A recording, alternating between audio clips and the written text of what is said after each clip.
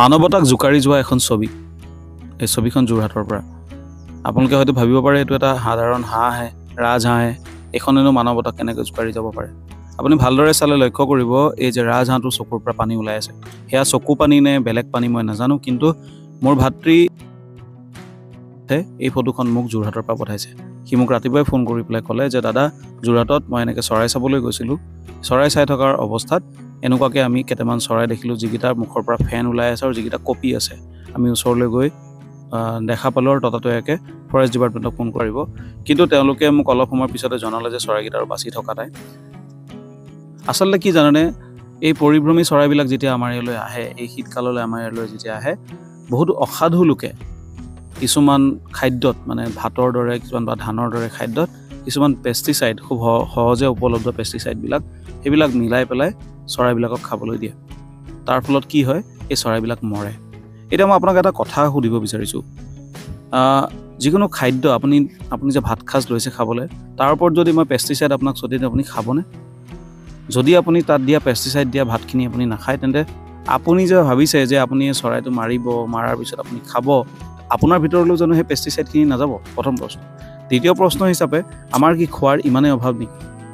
আমাৰ হাতত খাবলৈ মুৰ্গী মাংস আছে, আমাৰ হাতত খাবলৈ ঘৰত হাঁহ আছে, ছাগলী আছে, পাৰ আছে, চব আছে, কিন্তু তথাপিও আমি এই পৰিভ্ৰমী, এই হাজাৰ হাজাৰ দূৰ উৰি অহা এই চৰাইবিলাকক মাৰি খাই কি সন্তুষ্টি পাওঁ?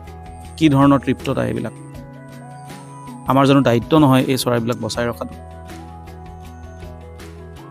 এবাৰ নিজকে প্ৰশ্ন কৰি চাব। যদি আপুনি তেনেকুৱা কোনো মানুহ চিনি পায় যোনে এই কাম কৰে, তেন্তে তেওঁলোকক বাধা দিব, যে নকৰিবলৈ ক'ব, যে এই চৰাইবিলাক হাজাৰ হাজাৰ, 8,000, 10,000 কিলোমিটাৰ উৰি আমাৰ ইয়ালৈ আহে, সুদূৰ আমাৰ হিমালয়ৰ ওপৰেদি উৰি আহে, আৰু আমাৰ ইয়াত তাহাঁতি আলহী, আৰু আলহীৰ লগত আমি এই ট্ৰিটমেণ্ট, মানে আমি এই আমাৰ স্বভাৱ আমি আলহীৰ লগত কৰিছোঁ। নাপায় এই কাম, নকৰিব। পৰিভ্ৰমী চৰাইবিলাক বহুত দূৰৰ পৰা আহিছে।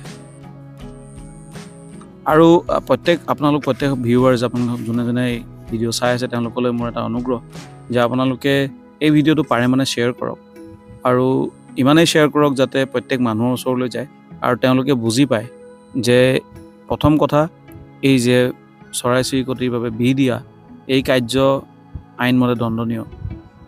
ৱাইল্ড লাইফ প্ৰটেকশ্যন এক্ট 1972, বন্যপ্ৰাণী সুৰক্ষা আইনে এই জীৱবিলাকক সুৰক্ষা প্ৰদান কৰিছে।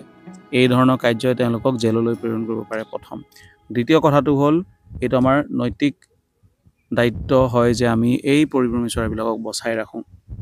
তৃতীয় কথাটো হৈছে যে এই চৰাইবিলাক যে আপুনি মাৰিব, তাৰ ভিতৰত যিখিনি পয়জন সোমাইছে, সেই পয়জনখিনি খাই পেলাই মৰা চৰাইটো খালে আপোনাৰ গাতো পয়জন যাব, আপোনাৰ গালে জানো পয়জন নাযাব? সেই কথা জানিও আপুনি পয়জন দি আছে যদি আপুনি এটা মহামূৰ্খ মানুহ। বেয়া নাপাব আপোনাক আপোনাৰ যদি গাত লাগিছে মই তেনেকৈ কোৱাৰ বাবে। যদি আপোনাৰ গাত লাগিছে, তেন্তে এই কাৰ্য আৰু দুনাই নকৰিব। মোৰ কাটৰ অনুৰোধ, এজন পক্ষীপ্ৰেমী হিচাপে মোৰ এটা কাটৰ অনুৰোধ আপোনালোকলৈ।